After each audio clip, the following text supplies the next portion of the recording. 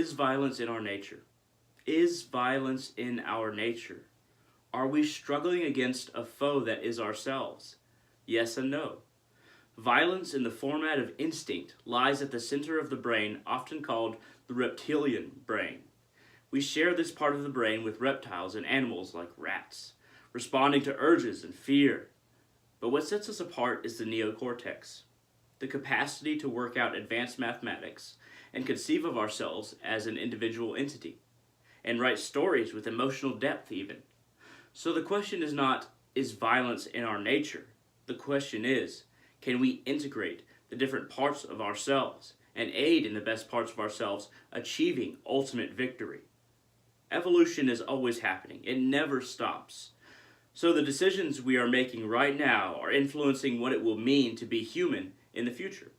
And I don't mean just physical evolution, Darwinian and the like. I mean cultural evolution as well, the culture we are supporting right now. Future empires are being born right now. We are crafting the future of every single nation. No matter what nation we are in, we are influencing it. It doesn't matter how small you are.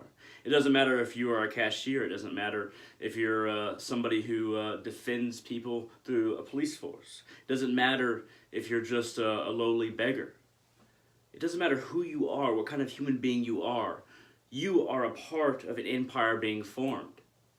Now, human history is not done with empires. We are slowly gravitating towards an empire of the world. And this is through economics, capitalism. Now, I'm not a huge fan of capitalism or communism to extremes. I'm kind of a moderate. But it's easy to see how money or the control of resources allows humanity to truly see itself and decide upon one extreme or the other.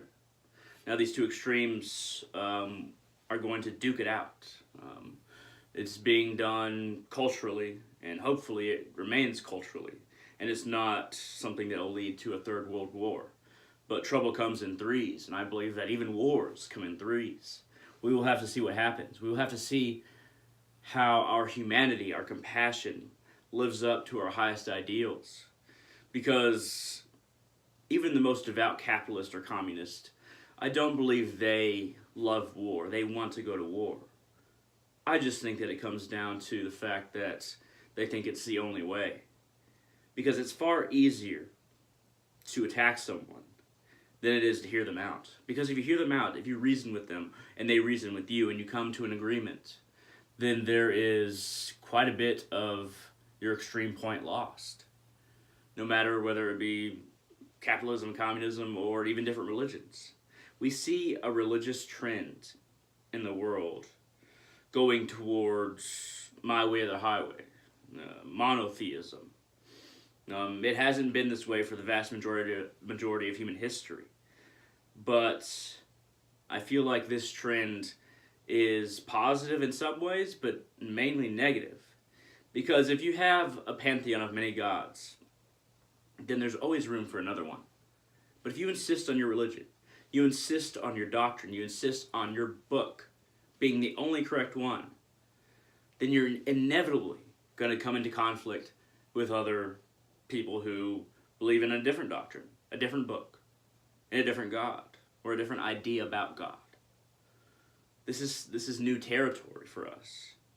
In the last 3,000 years, well, maybe 2,500, somewhere around there, we've come upon the idea of monotheism, and the idea that maybe only one way is the right way. And this is incredibly dangerous. It's incredibly lacking in spirit, in the acceptance of each other's views. Being different has become being incorrect, even evil. Somebody who might go to hell and burn forever, or somebody who is simply a heathen will never know the truth. This has become a problem with humanity. Now, I don't think that the Abrahamic traditions are a problem at face value. I think that people who have taken them and insisted that either they are correct or no one is correct, I think that those kinds of people make the Abrahamic faiths incredibly violent ideologically, and a lot of the time, literally. We have to look at ourselves and decide what kinds of people we can accept. And if you are incredibly particular on spiritual tradition, and you demand that everybody else believes like you, or you think that they're going to go to hell forever if they don't, that closes not only your mind, but the borders for a conversation on spirituality and faith and religion and gods and God. When you close that border, you become a brick in that wall. Now, I don't know what it's going to take to break down that wall. I don't think that it's going to take a great war or anything like that, because crusades are incredibly ineffective. They don't resolve anything. That doesn't mean it might not happen. It just means that I think we've learned enough to realize that religious wars don't work, especially with combating ISIS recently. I think that was a lesson that started to teach us even more about how we can't go down that road again. Maybe I'm being naive. Maybe I don't truly understand the depth humanity can delude itself. But I think that with every conflict, with every revolution, with every new idea, well, at least an old idea rebranded in a modern sense, we're cranking the wheel of our own minds, the united consciousness of humanity, and moving forward. The grander curve of history is in the favor of compassion, I truly believe, because we are more compassionate than we used to be. Not mainly, but partly because we're more connected, which is wonderful. Social media has its place. If we use social media to connect with more people and not just use it for frivolous things, frivolous topics and stupid videos, then this world would be that much more improved. I don't want to get down on cat videos or dog videos or stupid little quotes that are funny and things like that, but I think that I see far too many people focusing on things that are funny in a negative sense, and I don't even mean cat and dog videos. I mean funny in the sense that, oh, look at this idiot, let's all laugh at him, or this politician, oh, look what they said, look what they did in the past. Let's not debate their ideas, let's see how ridiculous they are. Or perhaps look at what this other religion is doing, and isn't it fucking ridiculous? Let's laugh at them. Instead of actually sitting down and being willing to have that ideological conversation. Even if it's a religion that some of its people turn to violence, and you're trying to show how futile and stupid it is. There's a better way to approach it. Debate it ideologically. Debate it based on the fact that most of the extremists in any religion are of a smaller number than the vast majority, and that's just the truth. Maybe this is the moderate in me talking, but I think that as a whole, no matter what section of humanity you look at, and I think we're all kind of one and ultimately, I think that most people are good. I think that most people try to be good. And it is only when we have illusion and delusion that we fall backward, that we step back from ourselves, who we truly are, human beings. What do we focus on every day? And how do we spread the influences of our various focuses?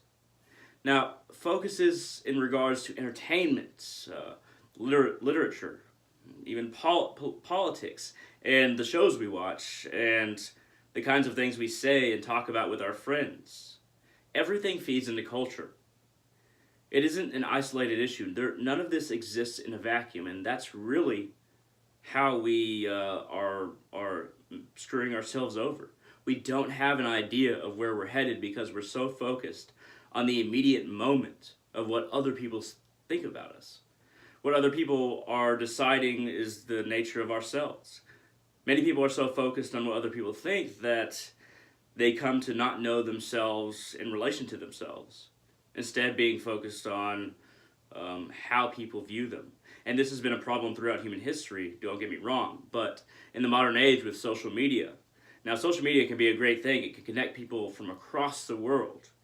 It can allow people who speak different languages to connect and translate it even on Facebook or YouTube and things like that. But the downside is that what trends becomes what influences culture.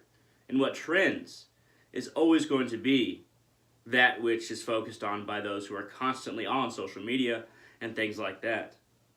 That's just an example. There are many other examples. There's political culture.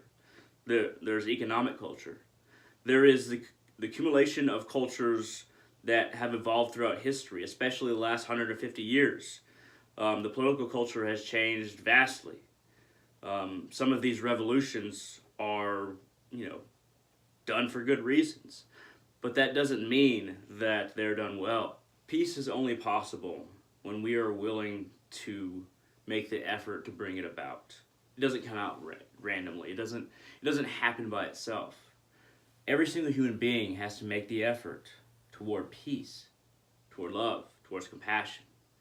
And perhaps we need to defend people who are being attacked right now with physical force. But it should be always defensive and not preemptive. It should always be for the sake of defending somebody and not gaining the resources of a land. You can imagine what I'm talking about.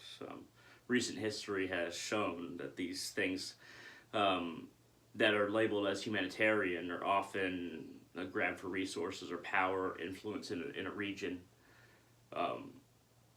We have to be truly compassionate, truly peaceful, and not have these ulterior motives that are very nation-based, very focused on what my nation can gain over yours.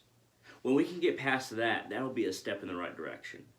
The selfishness of nations, I guess you could say. Now, I said that most people are good, and they are, but most people have the illusion also that by doing right by their own nation, they can benefit humanity.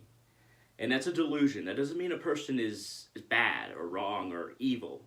It just means that they have an illusion they have yet to break down. There's a difference between that and being a bad person. But regardless, I'm no exemplar of virtue. However, I have come to see the lack of care in humanity for those unborn souls we will never meet, as we are preparing this planet, preparing our home for its future occupants. And we are not making a safe environment culturally nor ecologically. The echoes of our actions now will reach far and singe the future. We have to be more responsible. We have to be more compassionate. Will you be the voice of our people, brothers and sisters? Thank you. And be that voice for not only other people, but for yourself. Who do you want to be?